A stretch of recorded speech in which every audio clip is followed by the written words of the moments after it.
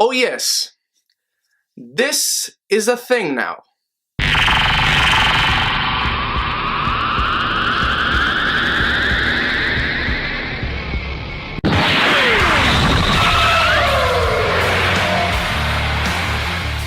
Personal Shopper is directed by Olivier Assayas and it stars Kristen Stewart, and it revolves around this woman who's a psychic medium and she is a personal shopper for a huge celebrity in the beautiful city of Paris. Her brother has recently died from a rare heart condition which she also suffers from, and they both agreed that whoever died first should send the other a signal in case there is an afterlife. Olivier Assayas is, like many European filmmakers, above anything else, a visual storytelling. The dialogue means little to nothing in his movies, and this is one that stays true to that. And for the most part, it worked. This is a creepy, beautifully looking, haunting drama about a woman who can't find her place to be happy. Does that have to do with her brother? Does that have to do with her personality? Does that have to do with the people that she surrounds herself with? As you watch the movie, you start to put the pieces of the puzzle together, but there are many interpretations you can take from this movie. Said interpretations I will not divulge into because I don't want to possibly spoil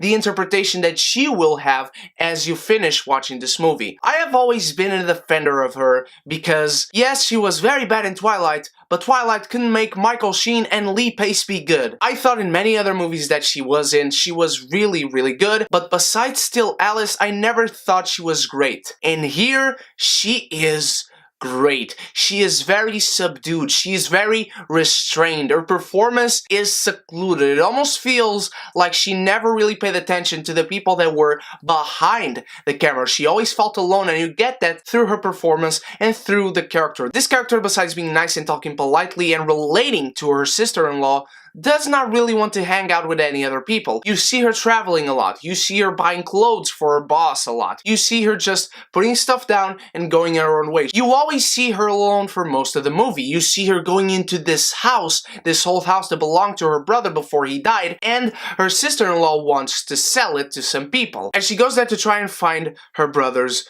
ghost. Does she find him? Does she not? These interpretations can also vary. What really happens in this house can be very, very misinterpreted. But nonetheless, in both visuals and tone, these sequences are the most terrifying and most exhilarating in the film. You really get this eerie vibe of Kristen Stewart, and Olivier Assayas directs these sequences and the whole movie, in fact, beautifully. You really get these long shots, these long take sequences of just Kristen Stewart walking in the house. You just look at her face, you see her interpreting what is happening, what she hears, what she thinks she sees as she is going around this house completely in the dark, and the movie knows very well how to use silence. You don't hear music at all in these sequences. You hear steps, you hear sounds coming from the other room or from the upper floor and from the lower floor when she's up there. These sequences are completely haunting and they stay with you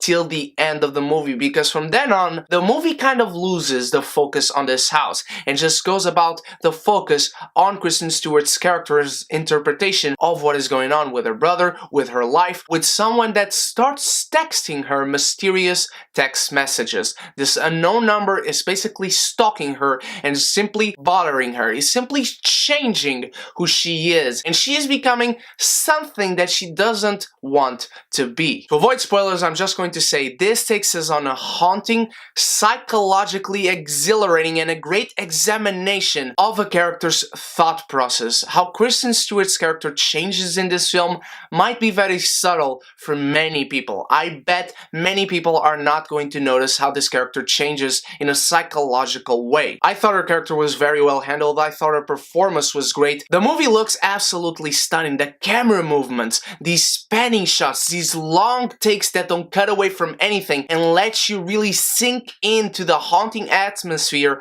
of this movie and feel terrified and scared. What is coming next? You never guess what is coming next because this movie just wants you to stay with it, and it grabs you by the balls. It doesn't let you go until there is a cut or a fade out. And this movie also knows what to show you and what not to show you. The sound design is great, the visuals are great, the colors and shadows in this movie work beautifully and seamlessly together to create beautiful imagery. I had a few problems with this movie, however. The fade-outs are just one too many, and one too many times they serve absolutely no purpose. I thought the fade-outs in the beginning of the movie, in the second act even, were very cleverly used, served a purpose, and told the story all to themselves. But nearing the end of the second act and into the third act, the fade-outs were just one too many, and they were there just to be there, and just to have fade-outs just like you had in the rest of the film. I also think that the Stalker plot really came out of nowhere and took over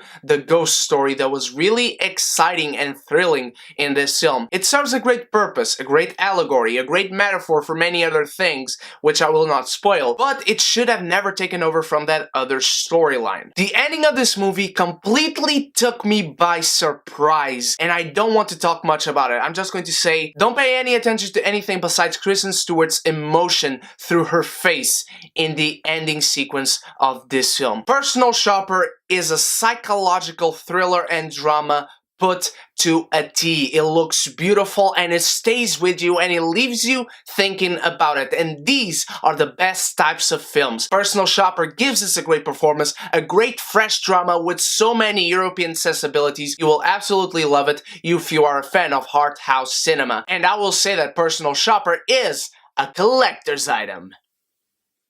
What did you think of Personal Shopper, my beautiful geekies? Did you enjoy it? Did you not? Let me know in the comments below. Let me know what is your favorite Kristen Stewart performance. Don't forget to go join the beautiful Geeky Community Facebook group. The link is in the description below, as well as my email if you want to send me any fan art or anything at all. Ask me questions through my email. Also stalk me on Facebook, Twitter, and Instagram. All links are in the description. My beautiful geekies, thank you so much. You guys are the freaking best. For those of you who didn't know, today was my birthday, and on Saturday I will have a birthday haul just for you, so stay tuned for that. Tomorrow the first vlog is coming to the channel, as well as my non-spoilers review, of course, for Kong Skull Island. Can't wait to see that, and I will most certainly see you there. So you stay beautiful, you stay geeky, and if you haven't done so yet, click the bell and the subscribe button so you can join us and we can be geeky united!